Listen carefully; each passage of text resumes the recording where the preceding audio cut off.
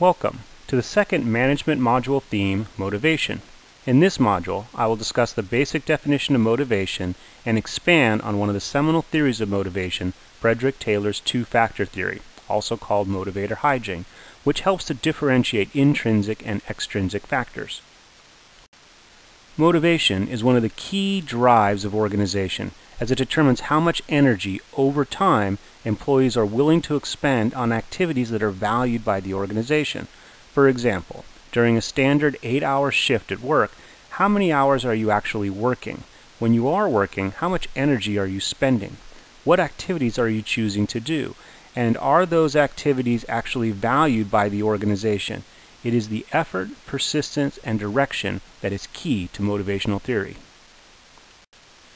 Two-factor theory, also known as motivator hygiene theory, states that there are certain factors in the workplace that cause job satisfaction, called motivators, while a separate set of factors cause dissatisfaction, called hygiene.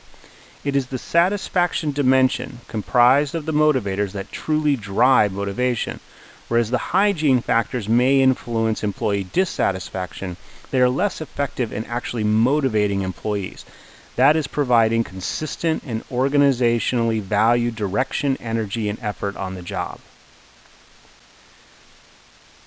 In motivator hygiene theory, according to Herzberg, intrinsic motivators focus on actual job satisfaction versus dissatisfaction.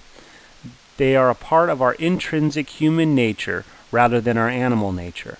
They are driven by our need to grow rather than a desire to avoid pain. They are intrinsic to the job itself rather than extrinsic to the job, focusing on the work rather than the work conditions. For the motivator hygiene model, a graphic representation may help to better understand the differences between satisfaction and dissatisfaction. For the motivator continuum, you have the intrinsic factors of the job, such as the work itself, achievement, responsibility, and growth. These factors determine if you are satisfied or not satisfied. Separately, for the hygiene continuum, you have the extrinsic factors of the job, such as supervision, conditions, compensation, and status. These factors determine if you're dissatisfied or not dissatisfied. For example, let's say you work in a nonprofit organization where you love the work you do, but the pay and benefits are poor.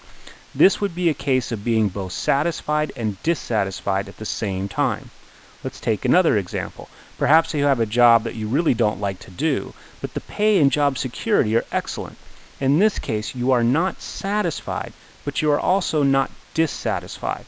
It is the separation of intrinsic and extrinsic factors that are key to Herzberg's contributions to motivational theory and subsequent organizational behavior.